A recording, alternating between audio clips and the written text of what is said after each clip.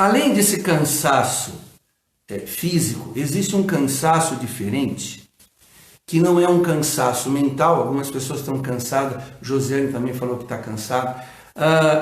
Existe um outro cansaço, que não é mental e que não é físico, né? E a Bíblia define como um cansaço na alma. Há um cansaço na alma. Pastor, canta um louvor. O que está escrito lá? Quem colocou? A Marilda. Que cantou no casamento do Douglas e Soraya. Gente, como é que eu vou lembrar? Mas se você lembrar, coloca aí. Vamos ver. Se não der para cantar hoje, na semana que vem a gente dá um jeito. Mas olha só que coisa interessante. A Bíblia fala de um tipo de cansaço que não é nem mental e nem físico. Está lá em Provérbios 25, 25. É fácil de gravar esse texto. Provérbios 25, 25. Tá? Existe a mente cansada, existe o corpo cansado, mas existe um outro tipo de canseira que não é da mente e nem do corpo. Então, Provérbios 25, 25, na versão Almeida Fiel, nós lemos assim: como água fresca para a alma cansada, tais são as boas novas vindas de terra distante. Alma cansada. Existe um cansaço que a Bíblia diz que é um cansaço da alma, né? Como água fresca para a alma cansada, tais são as boas novas vindas de uma terra distante. Algumas versões diz de uma terra remota. A Célia também está dizendo que também está cansada, a Rosinilda também. Muito bem, essa palavra alma cansada nas nossas Bíblias não aparece, mas no original, nas nossas Bíblias, que eu digo, a Almeida atualizada, a NVI, a linguagem de hoje, mas na Almeida Fiel, eu procurei ver no original, e o original é Yayef Nefesh, alma cansada. Quer dizer, a Bíblia realmente diz alma cansada. E eu acredito, tá, que o nosso cansaço, se nós estamos dentro de casa, não pode ser físico. E também talvez não seja 100% mental. Mas o fato da gente não estar conseguindo congregar, eu sei que muita gente não tem lido a Bíblia como lia antes, não tem orado como orava antes. Até porque quando a gente tem uma reunião para ir, um grupo familiar para ir, a gente ora com os irmãos lá, na igreja a gente ora com os irmãos lá, mas como a gente não está podendo ir nessas reuniões, alguns têm se permitido diminuir a sua carga horária de oração. E o que acontece? Ao invés de você viver no espírito, você vive na região da alma. E a alma cansa. O espírito não. O espírito que Deus nos deu no dia da nossa conversão a Cristo, né? Nós éramos só corpo e alma. Aceitamos Jesus, ele fez o nosso espírito renascer. E se nós vivemos no espírito, esse espírito capacita a alma e o corpo. Então, a vida espiritual é a verdadeira vida. E como nós estamos, muitas vezes, cheios de novas atividades, novos afazeres e nova rotina, isso talvez tenha atrapalhado um pouco o nosso equilíbrio espiritual. E a alma não suporta o peso dos dias. A nossa alma não comporta o peso dos anos. A nossa alma não comporta mudanças de rotina como essa que nós estamos enfrentando. Tá?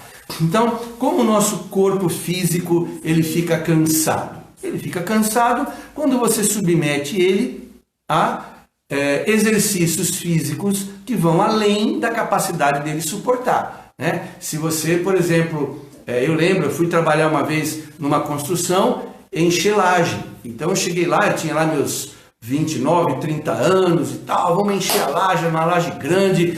Primeiro eu fiquei um pouquinho fazendo massa, depois eu fiquei enchendo lata, depois eu fiquei colocando lata na roldana, depois eu fui para cima para puxar a lata, depois eu fiquei na esteira que o pessoal ia passando lata para a gente jogar em cima da laje. E começamos, era 7 horas da manhã, fechamos por volta das 6 horas da tarde, 5h30, 5, por aí. E o que aconteceu? Eu submeti meu corpo a uma exigência física que eu não estava acostumado. Meu Deus do céu, foi uma canseira que eu nunca vi na minha vida. Parecia que tinha um brinquedo de pilha que você tira a pilha dele, ele fica pum. É como se eu me sentisse semi-morto. Essa é a realidade. Então, nosso corpo cansa quando nós submetemos ele a uma rotina da qual ele não comporta, ele não tem essa capacidade. Quando que a nossa mente fica cansada? Da mesma forma, quando nós ultrapassamos os limites da nossa concentração, dos nossos estudos, da nossa atenção, quando nós ultrapassamos os limites dos nossa capacidade de fazer cálculo ou de tomadas de decisão.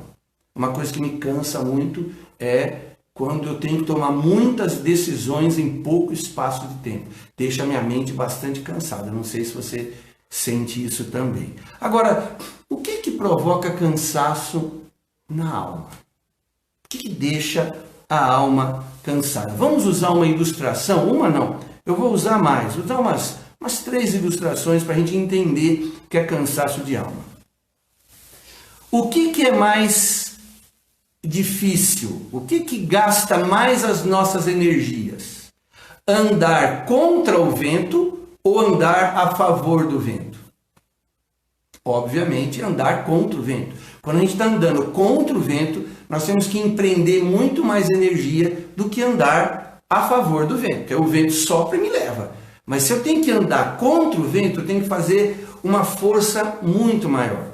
Outro exemplo. O que cansa mais? O que gasta mais nossa energia? Caminhar numa trilha cheia de curva ou caminhar numa trilha em linha reta? Você vai dizer, pastor, andar numa trilha de linha reta cansa muito menos do que você ficar fazendo esse zigue-zague.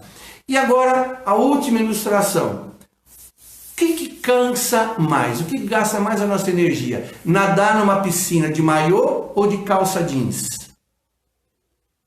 Lógico que é nadar de maiô, porque a calça jeans ela fica ensopada, pesada, ela gruda nas pernas e você vai sentir uma dificuldade de nadar. Calça jeans cansa mais. Calça jeans cansa mais. Isso. Exatamente. Tá? Se eu me enganei aí, vocês me perdoem. Então, a calça jeans cansa muito mais, esgota muito mais. Então, a resposta é lógica, né? Existe uma forma mais simples e mais proveitosa de fazer as coisas, tá? Para que o desgaste seja menor. E eu volto a esse ponto. O que torna a alma cansada? O pecado de Adão e Eva acabou tirando eles do jardim, onde tudo estava muito fácil, e colocando eles num lugar desprotegido, um lugar onde eles teriam que trabalhar, né? Deus falou, com o suor do teu rosto você vai ganhar o seu pão. Ou seja, o pecado aumentou a carga de Adão e Eva. Antes no jardim, eles tinham tudo, temperatura amena, água pura, não havia conflito entre os animais, não havia doença.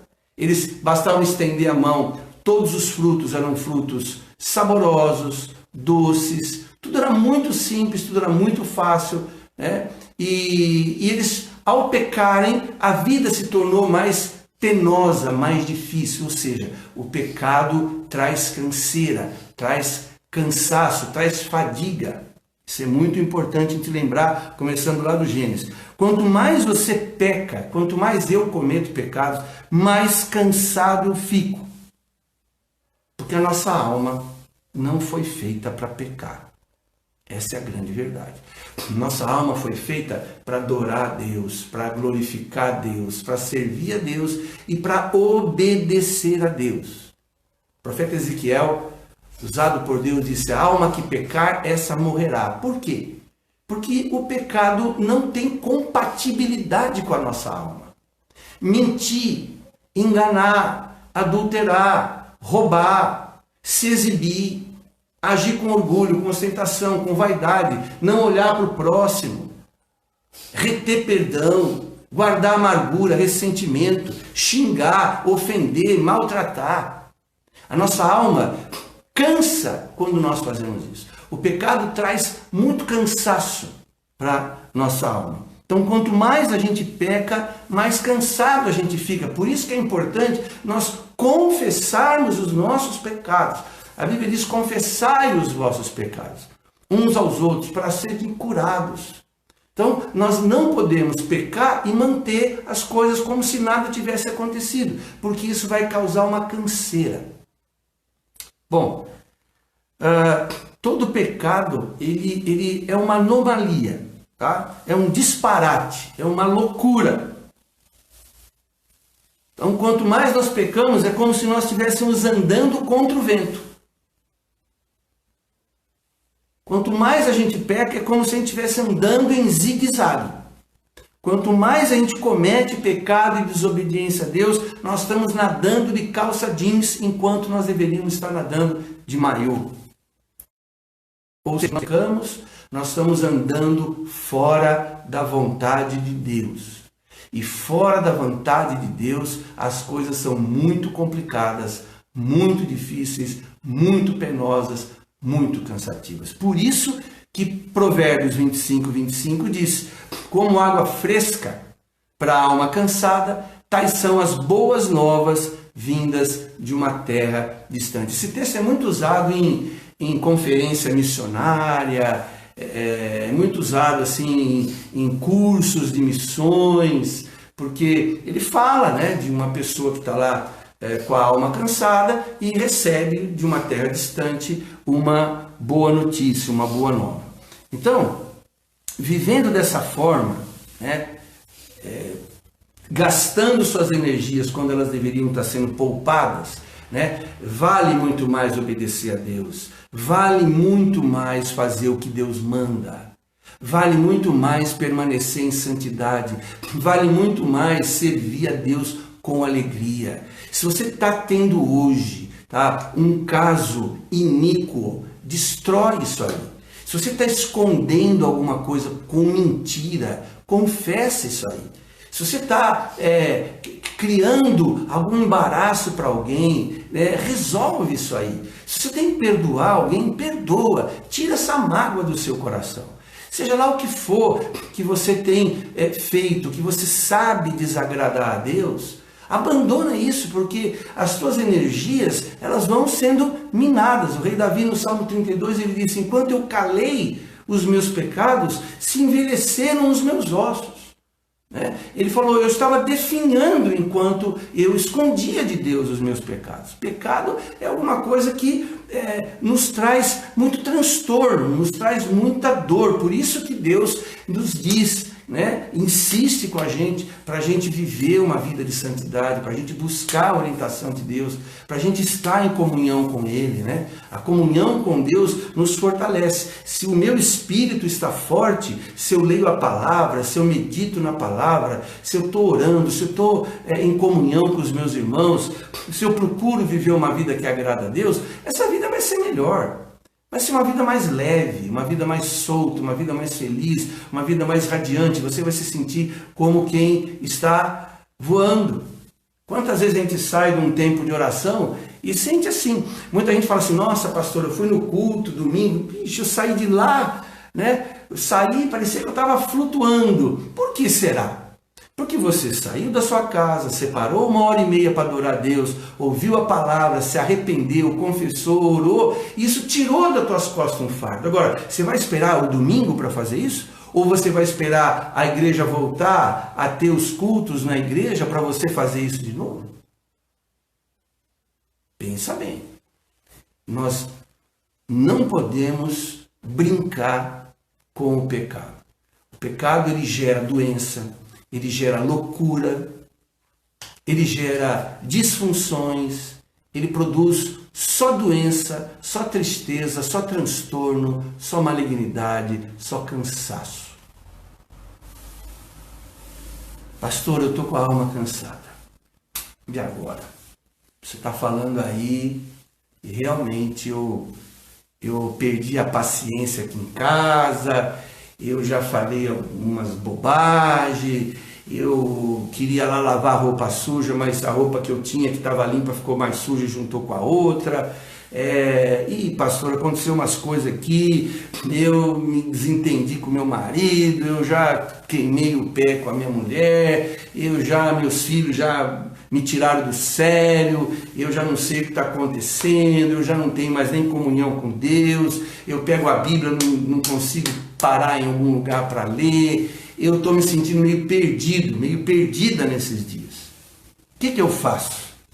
Como é que eu faço para resolver essa carga de pecado que eu acabei cometendo nesse período? Você está prestando atenção com uma coisa séria? A coisa é bem séria, Pois bem, mas eu tenho para você uma água fresca que vem de uma terra remota. Eu tenho uma água bem fresca, que é uma notícia muito boa, que vem de uma terra longínqua, longe daqui. Tem gente que já viajou para lá, eu ainda não tive a oportunidade. Mas de lá dessa terra longe, lá do Oriente Médio, vem uma boa notícia. Provérbios 25, 25. Como água fresca para a alma cansada, tais são as boas novas vindas de uma terra sedenta. Quais são essas boas novas que vêm de uma terra distante, de uma terra longínqua? Mateus 11, 28 e 29. Lá em Mateus 11, 28 e 29, vindo lá daquela terra remota, vindo lá do Oriente Médio, vindo lá de Israel, saindo da boca de nosso Senhor Jesus Cristo. Eu queria aproveitar e dizer uma coisa aqui. Não pense que o que Jesus fez na cruz ficou preso no tempo, porque não ficou. Tudo que você faz fica nos livros de história, mas o que Deus faz não fica nos livros de história. O sangue que desceu da cruz de Jesus está quente ainda. Se você se aproximar de Deus em oração, você vai sentir a respiração ofegante do Filho de Deus pendurado na cruz por você. O que aconteceu na cruz é atemporal, não está preso no tempo. Tiradentes morreu enforcado no tempo. Mas Jesus morreu na cruz no tempo e fora do tempo. A morte de Jesus salva quem viveu antes dele e salva quem haveria de nascer. A morte de Jesus ela é atemporal, ela é cósmica. Ela é alguma coisa que ultrapassa todo aquilo que o ser humano chama de tempo. Porque a morte de Jesus, a Bíblia chama lá em Apocalipse que aconteceu antes da fundação do mundo. Você já leu isso aí? Ele é o Cordeiro de Deus que foi morto antes da fundação do mundo. Bolas! Como ele pode ter sido antes da fundação do mundo se ele morreu no ano 32, 33 da era cristã?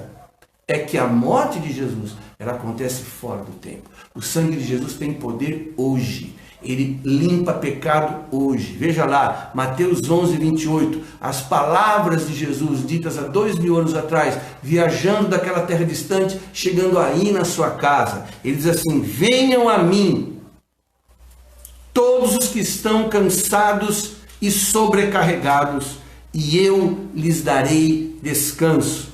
Tomem sobre vocês o meu jugo e aprendam de mim, pois sou manso e humilde de coração, e vocês encontrarão descanso para as vossas almas. Presta atenção nisso. Você está com a alma cansada. Você fez tanta coisa errada. Você, nesses dias, bota aí um mês para cá. Quanta coisa aconteceu na tua casa? Tumulto, desavença, porta batendo, sabe aquela batida de porta que a pessoa dá? Na vontade ela queria fazer algum estrago na cara da pessoa, mas ela bate, pá! Então, quanta coisa aconteceu com o filho, com o marido, com o esposo, com a avó, com o vô, com o tio. Quantas coisas, sei lá, a questão financeira apertou, de repente você tomou algumas decisões aí que você sabe não são da vontade de Deus. Jesus está mandando uma boa notícia de uma terra distante agora, chegando aí na tua casa. Venha a mim, vem aqui, chega mais. Se aproxime, se aproxime. Vem aqui do meu lado. Coloca aqui o rosto no meu ombro. Pode chorar aqui. É isso que Jesus está falando. Vinde a mim, todos vós que estáis cansados e sobrecarregados, e eu vos aliviarei. Ele não está dizendo assim, eu vou ver se eu faço alguma coisa. Vem aqui que eu vou ver o que dá para eu fazer. Quem sabe você melhora. Não, ele está dizendo, eu vos aliviarei. Ele é o único que pode dizer isso. Vem que eu te alivio. Vem que eu resolvo. Teu quarto, tranca a tua porta. Ora o teu pai que está em secreto. E o teu pai que te vê em secreto te recompensará.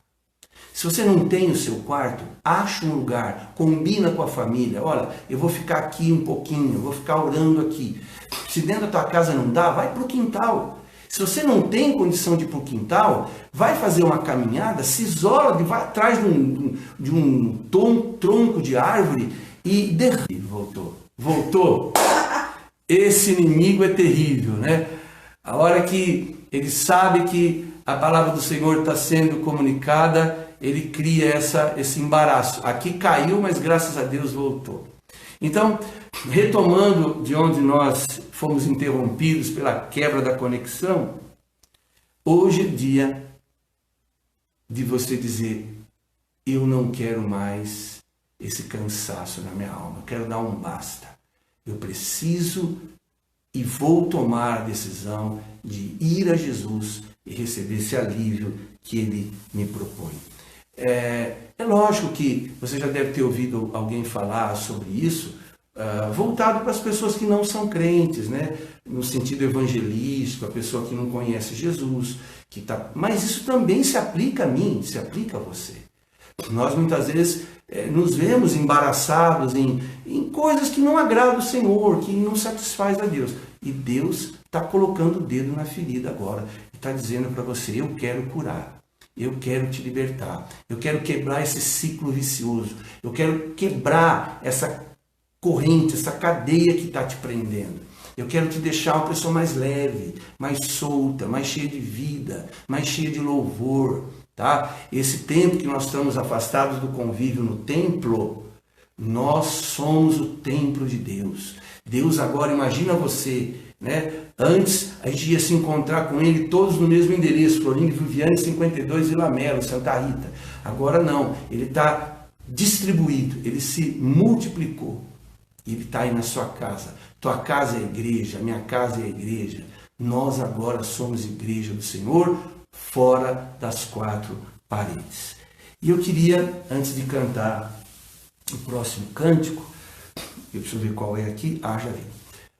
Eu quero orar com você. Eu vou me ajoelhar aqui, eu estou com um banquinho aqui, eu vou me ajoelhar e vou orar no Espírito por você. Vou pedir a Deus que, de uma forma assim, especial, tocasse seu coração, que você percebesse que o sangue de Jesus está quente. A crucificação de Jesus está acontecendo agora. Agora. Ela sempre está acontecendo quando a pregação é levada a efeito. Tá? A pregação não é uma palestra, a pregação não é uma apresentação retórica. A pregação é levar Deus para as pessoas, levar Cristo para as pessoas. E hoje, esse celularzinho que está na minha frente aqui, está levando Deus para você, está levando o Espírito de Deus para você. Ele talvez seja um instrumento usado para muitas pessoas fazerem coisas erradas, mas hoje ele está sendo usado para que Deus chegue até você. Eu estava lembrando hoje que a minha avó, lá na década de 60, ela aceitou Cristo por um programa de rádio.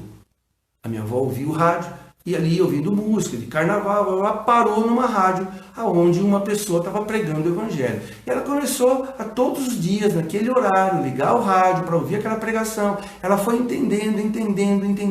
E a minha avó teve uma transformação de vida milagrosa, maravilhosa. Se tornou uma crente fiel, morreu no Senhor, partiu para a glória no Senhor e deixou todo um legado de vida cristã e espiritualidade para a família. Foi ela a primeira pessoa que disse para mim, um dia você vai ser pastor. Eu falei, imagina, bati até na madeira, de jeito nenhum. Eu não conhecia Cristo, não conhecia essa vida maravilhosa, eu era uma pessoa do mundo. E a minha avó, quando eu ainda era do mundo, dizia para mim, um dia você vai me dar essa alegria de te ver pastor. E eu louvo a Deus pela vida da minha avó, ela teve tempo para ver isso acontecer. Isso é fé. Eu queria que você também tivesse fé agora, para que você venha a Jesus, e Jesus então vai te dar alívio e vai te dar descanso.